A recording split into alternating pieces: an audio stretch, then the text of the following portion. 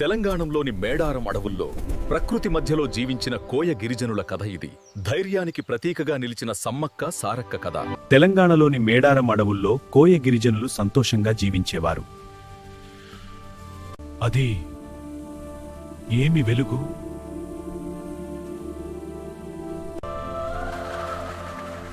ఈ పాప దేవత ప్రసాదం మనం పెంచాలి.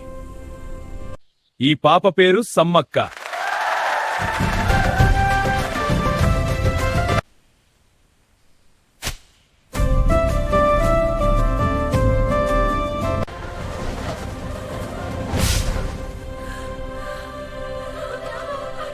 సమ్మక్క పగిడిద్దరాజును వివాహం చేసుకుంది.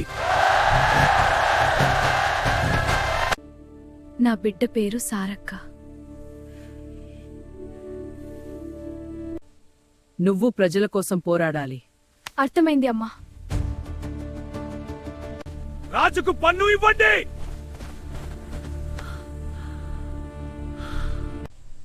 నా ప్రజలను బాధించడానికి ఎవరికీ హక్కు లేదు. అమ్మా, నేను కూడా పోరాడతాను. యుద్ధం ప్రారంభమైంది. నా ప్రజల కోసం నా ప్రాణం ఇస్తాను. నా ప్రజల కోసం నా ప్రాణం ఇస్తాను. ఆమె దేవత. నా ప్రజలను కాపాడండి. సమ్మక్క అడవిలో కలిసిపోయింది.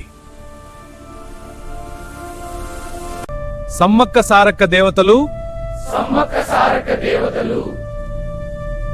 ప్రతి సంవత్సరం మేడారం జాతరలో సమ్మక్క సారక్కలను పూజిస్తారు.